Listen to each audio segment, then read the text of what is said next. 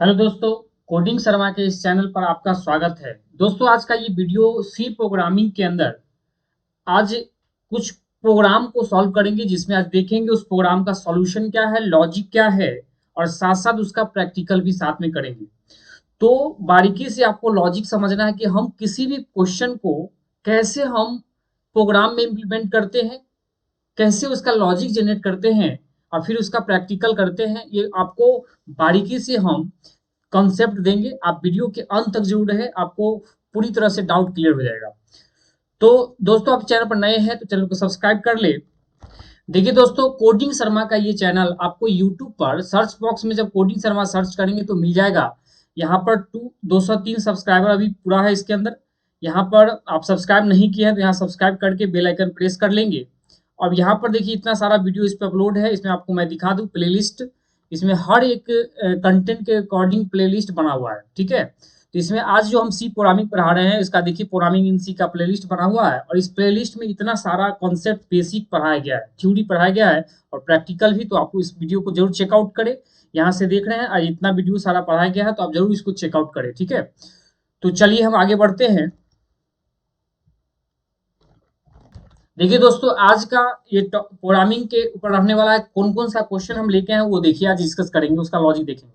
देखिए सबसे पहला जो क्वेश्चन है, write a program to check the number is Armstrong और नॉट। मतलब एक नंबर को हम इनपुट अगर करेंगे तो वो नंबर को यहाँ पर चेक करके बताना है कि वो नंबर आर्मस्ट्रांग नंबर है, आर्मस्ट्रांग नंबर है कि नहीं है। तो इसका आज हम प्रोग्राम देखने वाले हैं। तो सबसे पहले आपको मैं डिस्कस करूंगा आर्मस्ट्रांग नंबर होता क्या है। देखिए, जैसे कोई भी नंबर है, जैसे 1, 2, 4, कोई भी नंबर है, उस नंबर का जब सम करेंगे, कोई भी नंबर है जो उस नंबर के डिजिट का क्यूब का सम अगर उस नंबर के बराबर होता है तो उस नंबर को आर्मस्ट्रांग नंबर कहते हैं। जैसे इस नंबर में 124 एक डिजिट है, इसमें 1 अलग नंबर है, 2 है, 4 है, इतना डिजिट है और हर नंबर का क्यूब करना है। ठीक है, देखिए, और क्यूब करने के बाद सारे नंबर को हम ऐड करेंगे और ऐड करने के बाद जो मेरा ये ओरिजिनल नंबर आ जाएगा तो उसको आर्मस्ट्रांग नंबर कहते हैं। जैसे देखिए 1 का क्यूब 1, 2 का क्यूब 8, 4 का क्यूब 4 चौके 16, चौके 64, 64 और इसको ऐड कर देंगे 8 4 12 73 हो जाएगा। ये देखिए 73 हो गया। तो लेकिन हम 124 इनपुट किए हैं, 124 एक नंबर है। हमने बताया आर्मस्ट्रांग नंबर उस नंबर को कहते हैं जिस नंबर के डिजिट के क्यूब का सम उस नंबर के बराबर अगर है तो उस ऐसे नंबर आर्मस्ट्रांग नंबर कहलाता है। तो यहाँ पर ये 124 एक आर्मस्ट्रांग नंबर नहीं है, क्योंकि इसके डिजिट के क्यूब का सम जब किए हैं तो 73 आया है, इसलिए आर्मस्ट्रांग नंबर नहीं है। ठीक है, अब देखिए जैसे एक और नंबर है, जैसे 153, 153 का डिजिट का क्यूब करते हैं, सम क्यूब कर का सम करते हैं, 1 का क्यूब प्लस 5 का क्यूब प्लस 3 का क्यूब। तो देखिए 1 का क्यूब 1 होगा, 5 का क्यूब 125 होगा प्लस 3 का क्यूब हो जाएगा 27। जब इसको ऐड करेंगे 7 5 12 1 13 3 2 5 और 1 153 आ गया। देखिए 153 के डिजिट का जब क्यूब किए हैं और क्यूब करने के बाद हर डिजिट का क्यूब को जब हम ऐड कर दिए हैं तो वो उस नंबर के बराबर हो गया जो हम नंबर इनपुट किए हैं। तो इस जगह 153 जो है ये आर्मस्ट्रांग नंबर है। तो इसका आज हम प्रोग्राम देखने वाले हैं, इसी आर्मस्ट्रांग नंबर का। चलिए देखिए, थोड़ा सा मैं लॉजिक बता दूं कि इसको इंप्लीमेंट कैसे करें। आर्मस्ट्रांग समझ गए, इसका लॉजिक क्या है सो देखिए। जैसे अगर कोई भी यूजर एक इनपुट करता है, सपोज करिए एक नंबर 153 इनपुट करता है, तो सबसे पहले क्या करना पड़ेगा, बारी बारी से इस नंबर को तोड़ना पड़ेगा। ठीक है, ये बारी बारी से इस नंबर को तोड़ तोड़ के निकालना पड़ेगा और निकालने के बाद उसके डिजिट का जो निकल के आए, जैसे मान ली पहली बार 3 निकला, इसका क्यूब करके किसी वेरिएबल में लोड कर लेंगे। नेक्स्ट बार जब लूप चलेगा दोबारा तो फिर 5 को भी ब्रेक करके 5 का क्यूब कर लेंगे, फिर अगला वैल्यू कर लेंगे और साथ साथ सबको ऐड करते जाएंगे। ये लॉजिक है। हमने पिछले वीडियो में ये डिस्कस किया था कि कैसे डिजिट का किसी नंबर में इसके डिजिट को कैसे फाइंड आउट करते हैं या नंबर के डिजिट को कैसे रिवर्स करते हैं, इसका प्रोग्राम हमने डिस्कस कर चुका है पहले से ही। तो आप अगर उस वीडियो को नहीं चेकआउट किए जरूर चेकआउट करें, ठीक है। तो चलिए इसका हम प्रैक्टिकल करके देखते हैं कि कैसे इसका प्रैक्टिकल में हम इम्प्लीमेंट करेंगे, कैसे इसके डिजिट को तोड़ के उसका क्यू करेंगे और क्यू करने के बाद सम कैसे करेंगे, इसके बारे में आज हम देखते हैं। चलिए देखिए दोस्तों, प्रोग्राम बनाने के लिए हम सबसे पहले डेस्कटॉप पर आ चुके हैं और यहाँ पर हम क्या कर लेंगे, टर्बो सी प्लस प्लस जो सॉफ्टवेयर है जिस पर हम प्रोग्राम करेंगे वो हम ओपन कर लेते हैं। ये turbo C plus plus software आपके सामने ओपन हो गया, ठीक है। अगर आपके सिस्टम में टर्बो सी प्लस प्लस नहीं है अभी तक भी, तो आप turbo C plus plus Google पर जाके turbo C plus plus download type करके और फर्स्ट लिंक से डाउनलोड कर लेंगे, उसको इंस्टॉल कर लेना नेक्स्ट नेक्स्ट करके, और इंस्टॉल करने के बाद उस पर डायरेक्टली काम करते चलना है, ठीक है। देखिए turbo C plus plus start करते हैं इस तरह से। ये turbo C plus plus start हुआ तो एक नया पेज हमको ओपन हो चुका ही है। अगर नहीं ही आपको नया पेज है तो इस फाइल में जाके और न्यू पर क्लिक करके नया फाइल ले लेंगे, ठीक है। यहाँ पे ओपन है। चलिए आर्मस्ट्रांग नंबर को इम्प्लीमेंट करते हैं। तो वाइड मेन वाइड यहाँ से शुरू करते हैं। अब यहाँ पर क्या करेंगे, एक नंबर के लिए एक n नाम का वेरिएबल लेते हैं। n इंट क्या है, एक डेटा टाइप है, और n उस डेटा टाइप का एक वेरिएबल हम डिक्लेयर किए हैं, क्योंकि आपको पता है कि किसी भी वैल्यू को कंप्यूटर प्रोग्राम में इनपुट लेने के लिए हमको वेरिएबल बनाना पड़ता है। वेरिएबल क्या करता है, टेम्पोररी बेस पर उस डेटा को होल्ड करता है मेमोरी के अंदर। जब तक ये प्रोग्राम रन है तब तक वो मेमोरी में कंज्यूम करता है स्पेस को, ठीक है। तो अब यहाँ पर एक वेरिएबल बन गया n नाम का, और इसमें हम नंबर इनपुट कर लेंगे। प्रिंट एफ, जिस नंबर को आर्मस्ट्रांग चेक करना है, मैसेज देंगे input one number to be check Armstrong, ठीक है। एक मैसेज दे दिए यूजर को, एक नंबर इनपुट करो जिस नंबर को तुम चेक करना चाहते हो आर्मस्ट्रॉन्ग। तो चलिए यहाँ से नंबर हम इनपुट ले लेते हैं, %d, %m इनपुट ले लिए। उसके बाद क्या है, आर्मस्ट्रांग नंबर के लिए इस नंबर को ब्रेक करेंगे।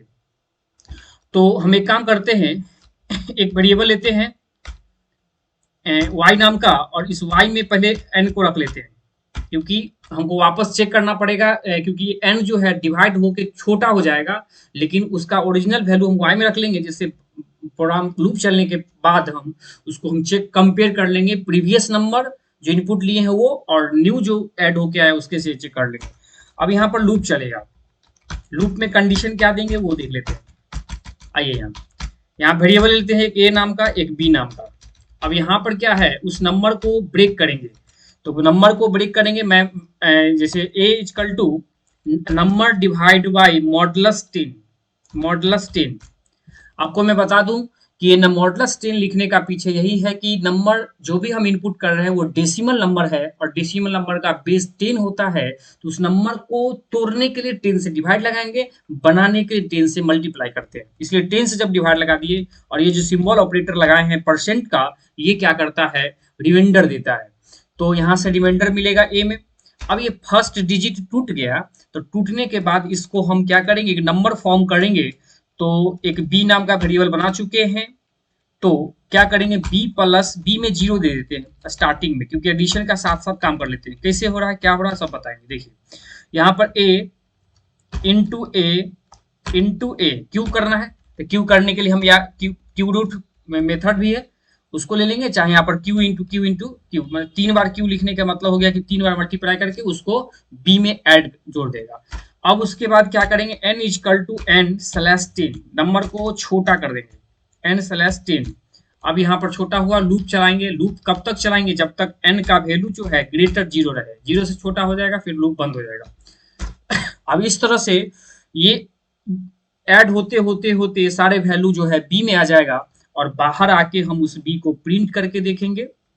तो देखिए यहाँ पर प्रिंट एफ, पहले तो वैल्यू प्रिंट कर लेते हैं, द न्यू चाहे वैल्यू बाद में प्रिंट करेंगे, पहले कंडीशन चेक करें। इफ देखिए y में ओरिजिनल नंबर था वो b के बराबर है, अगर ऐसा हो रहा है तो दोनों बराबर है तो ये नंबर आर्मस्ट्रांग होगा। इसी के अंदर मैसेज देते हैं print F the number is arm strong, ठीक है, द नंबर इज आर्मस्ट्रॉन्ग, जैसे लिखते message, percent D is a arm, is an arm strong number, ठीक है, कॉमा देके उस नंबर को प्रिंट कर दो, वाई को प्रिंट कर देंगे। एल्स अगर ये ऐसा नहीं है तो नंबर कैसा होगा, एल्स कर देंगे और नंबर हो जाएगा not Armstrong, print F percent D is not an arm strong number, ठीक है, और कॉमा देके उस नंबर को प्रिंट कर देंगे। अब देखिए जो वैल्यू आर्मस्ट्रॉन्ग बना है उस नंबर को भी प्रिंट करने की जरूरत नहीं है, ठीक है। अब यहाँ पर हम गेट सी एच लगा देते हैं। गेट सी एच स्क्रीन को होल्ड कर रखता है, एक फंक्शन है, इसके बारे में डिटेल फंक्शन चैप्टर में डिटेल करेंगे। CLRSCR क्लियर स्क्रीन कर देंगे। अब यहाँ से जो है एक सेकंड इसको हटा दे, चलिए इसको सेव करके पहले सेव पर क्लिक करेंगे, यहाँ से नाम देते हैं Armstrong dot c, save किए और सेव हो के बाद ये प्रोग्राम जो है यहाँ पर बन गया। इसको थोड़ा बंद कर ले। देखिए अब क्या है, यहाँ पर ये प्रोग्राम को जब हम कंपाइल करते हैं तो कोई भी एरर नहीं है, 24 लाइन एग्जीक्यूट किया, हेडर फाइल नहीं लगाए हैं, हेडर फाइल इंक्लूड हो गया ऑटोमेटिक डॉट सी लगाने पर ही, ठीक है, लगा भी देंगे, कोई दिक्कत यहाँ पर नहीं है। अब चलिए इसको हम रन करते हैं। देखिए बोला है input one number to be check Armstrong, एक नंबर इनपुट करो जिसका आर्मस्ट्रॉन्ग चेक करना, मान लीजिए 1 2 3 देते हैं। क्या कहा है 1 2 3 इज नॉट आर्मस्ट्रॉन्ग नंबर, क्योंकि 1 का क्यू 1, 2 का क्यू 8, 3 का क्यू 27, 27 प्लस 8 35, 35 प्लस 1 36 हो गया, जो 123 के बराबर नहीं है, इसलिए आर्मस्ट्रॉन्ग नहीं है। वापस रन करेंगे इसको वापस जब कंट्रोल F9 से प्रेस करेंगे, वापस रन करके 153 देते हैं। 150 एक आर्मस्ट्रॉन्ग नंबर है, मैंने पहले चेक करके बता दिया है। अब देखिए ये प्रोग्राम बोल रहा है कि 153 इज एन आर्मस्ट्रॉन्ग नंबर, माने 153 जो है एक आर्मस्ट्रॉन्ग नंबर है। इसी तरह और भी नंबर जो आर्मस्ट्रॉन्ग होगा उसको देख के देखेंगे, प्रोग्राम काम करेगा। अब इस लॉजिक तो काम कर गया, ये प्रोग्राम भी बन गया, इसको देखिए क्या लॉजिक है, कैसे कैसे किए। यहाँ पर हमने एक नंबर इनपुट किया, यहाँ तक एक नंबर इनपुट किया, उसके बाद उस नंबर को हम एक नए वेरिएबल में लोड कर दिए y में, क्यों, क्योंकि n का वैल्यू छोटा होते चला जाएगा, उसका डिजिट टूटता चला जाएगा, इसलिए हमको ओरिजिनल नंबर जो इनपुट किया उसको एक वेरिएबल में लोड कर दिए पहले से।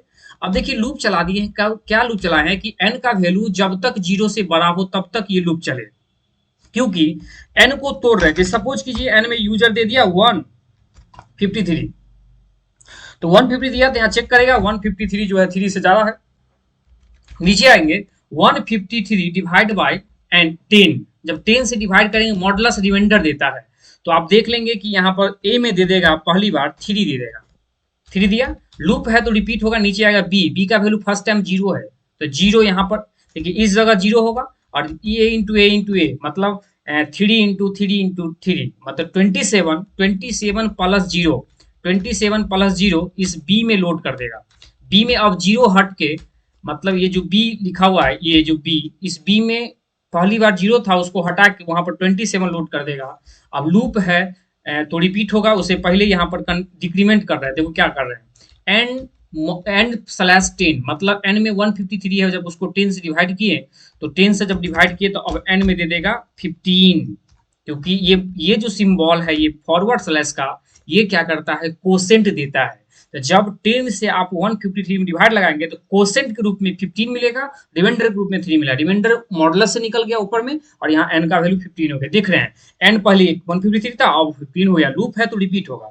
ये अब दूसरी बार लूप रिपीट होगा तो यहाँ n, अब यहाँ पर n का वैल्यू हो जाएगा ऊपर में 15 हो जाएगा, अब 15 हो जाएगा तो नीचे आएगा 15 डिवाइड बाय 10, 15 को जब 10 से डिवाइड करेंगे तो मिलेगा 5, माने a में अब 3 हटा के 5 देगा। नीचे है क्या है b में फर्स्ट टाइम से 27 आया था, अब यहाँ a इंटू ए माने 5 इंटू 5 इंटू 5 125, और 125 में 27 जब ऐड करेंगे तो 27 जब 125 में 27 ऐड करेगा तो 152 हो जाएगा, और इस b में बी में अब आ जाएगा 152। अब लूप यहाँ पर आएगा नीचे, तो क्या है 15 डिवाइड बाई 10, 15 को जब 10 से 15 डिवाइड बाई 10, 15 को जब 10 से डिवाइड करेंगे तो हमको कोसेंट रिमाइंडर कोसेंट के रूप में 1 मिलेगा, रिमाइंडर मिला था 5, वो ऊपर दे दिया। लूप है तो रिपीट होगा फर्स्ट, और फिर यहाँ पर एन का वैल्यू कितना 1 है। अब यहाँ चेक करेगा 1 बड़ा है क्या 0 से, कंडीशन ट्रू है, नीचे आएगा एन डिवाइडेड 10, एन को जब 10 से डिवाइड करेंगे माने 1 को जब 10 से डिवाइड लगाएंगे तो हमको रिमाइंडर के रूप में मिल जाएगा 1। ठीक है, अब यहाँ आ जाएगा 1 इंटू 1 माने 1, अब 1 प्लस 53 माने बी में देगा 153, हटा के 153 कर देगा। यहाँ आएगा 1 डिवाइडेड 10, जब 1 में 10 डिवाइडेड क्वोशेंट के रूप में मिल जाएगा 0, क्वोशेंट के रूप में मिल जाएगा 0। अब 0 मिलेगा तो लूप है तो रिपीट होगा, इस कंडीशन के पास आएगा और 0 बड़ा है 0 से, जो कंडीशन फॉल्स कर गया लूप नहीं चलेगा और बाहर निकल जाएगा।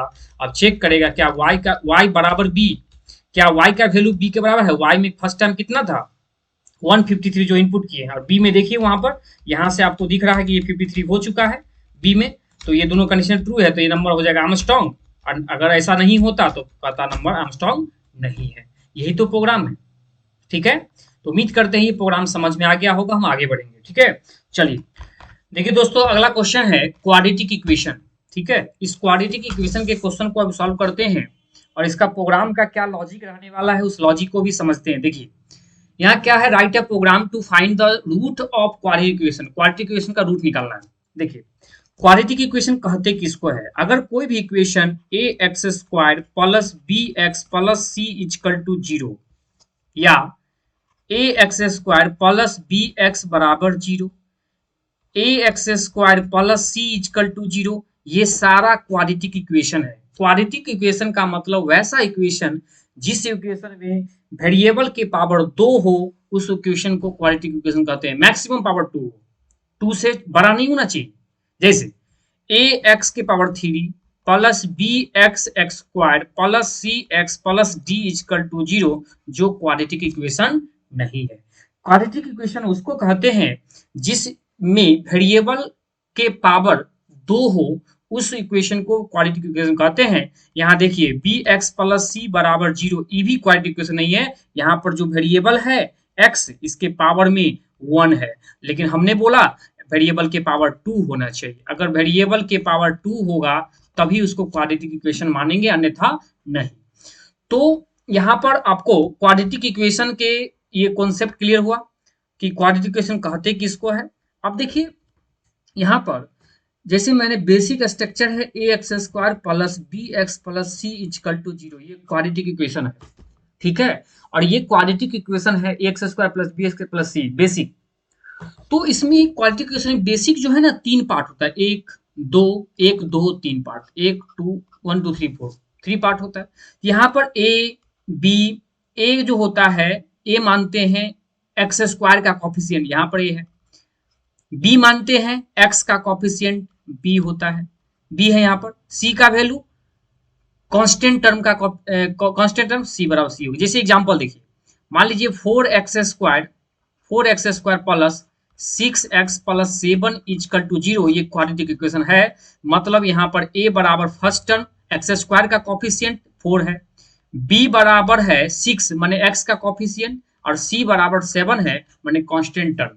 तो इस तरह से ये क्वाड्रेटिक इक्वेशन का हम टर्म निकालते हैं, फिर उससे क्वाड्रेटिक इक्वेशन सॉल्व करते हैं। ठीक है, अब चलिए इसका लॉजिक के पहले आपको समझना होगा कि क्वाड्रेटिक इक्वेशन में हम सबसे पहले क्या क्वाड्रेटिक इक्वेशन के लॉजिक को समझने के लिए हम निकालते हैं डी निकालते हैं। ठीक है, तो यहाँ पर बनता है डी इक्वल टू होता है b square minus 4ac, d square minus 4ac, d बराबर होता है b square minus 4ac, B का मतलब बीच वाले टर्म का square minus 4 into first term into second term, इसको करके डी निकालते हैं। अब यहाँ पर हम चेक करते हैं, डी का वैल्यू ग्रेटर देन 0 होता है, डी का वैल्यू हो सकता है लेस देन 0, और डी का वैल्यू इक्वल टू 0, 3 टर्म आ सकता है। अगर क्वाड्रेटिक इक्वेशन में डी का वैल्यू 0 आ गया, डी का वैल्यू अगर ग्रेटर देन 0 आ गया, तो वहां से हमको रूट पॉसिबल है, रूट पॉसिबल है, और रूट कैसा होगा, पॉजिटिव रूट होगा। अगर रूट जो है डी का वैल्यू इक्वल टू 0 होगा तो रूट तो निकलेगा, लेकिन रूट इक्वल रूट होगा। क्वाड्रेटिक इक्वेशन में रूट 2 निकलता है, रूट यहाँ पर इक्वल होगा। और अगर लेस देन 0 है डी का वैल्यू, तो वो इमेजिनरी रूट कहते हैं, और इस रूट का वैल्यू नहीं निकलता है, मतलब यहाँ पर निगेटिव वैल्यू आ जाएगा। तो किस केस में निकलेगा?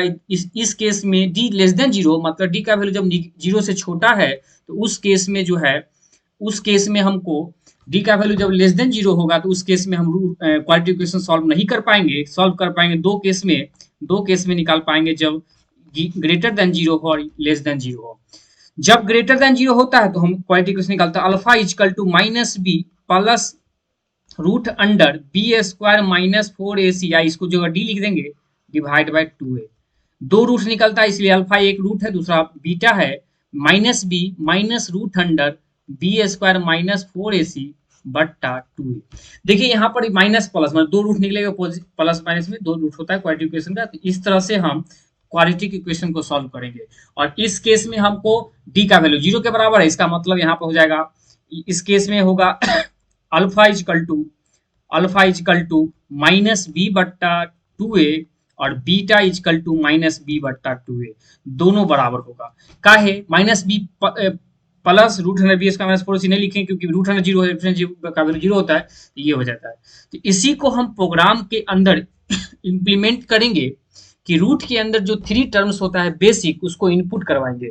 जैसे हम, आप कहिएगा कि टू टर्म भी तो होता है, जैसे अभी थोड़ा देर पहले हम लिखे हैं 2x² प्लस 6x प्लस 5 बराबर जीरो, ये थ्री टर्म तो दिख रहा है, लेकिन चलिए 2x² प्लस 6x बराबर जीरो, यहाँ पर दो ही टर्म है, फिर भी ये क्वाड्रेटिक इक्वेशन है। लेकिन ये क्वाड्रेटिक इक्वेशन है, इसमें भी थ्री टर्म है। कैसे? 2x² plus 6x plus zero बराबर जीरो, मने इनमें जीरो छुपा हुआ है, कांस्टेंट टर्म में इसने जीरो ले लिया, तो यहाँ भी थ्री टर्म है। जैसे अब यहाँ पर हम अगर बात करें 2x² plus 5 equal to zero, ये भी क्वाड्रेटिक इक्वेशन है, बट अगर ये तीन टर्म कैसे इनपुट होगा, x² plus 0x plus 5 equal to zero, ऐसे लोग इनपुट किया होगा, बी का वैल्यू जीरो दे दिया होगा, तो ये भी क्वाड्रेटिक इक्वेशन है। ठीक है, तो इस सारे क्वाड्रेटिक इक्वेशन को हम प्रोग्राम में इंप्लीमेंट करके और इसका रूट फाइंड आउट करेंगे, और आज अभी हम प्रोग्राम देखने वाले हैं। तो चलिए प्रोग्राम को बनाने के लिए हम अभी डेस्कटॉप पर चलते हैं। देखिए दोस्तों, उस प्रोग्राम को समझने के लिए हम डेस्कटॉप पर आ चुके हैं, और यहाँ पर टर्बो C++ ओपन कर लेंगे।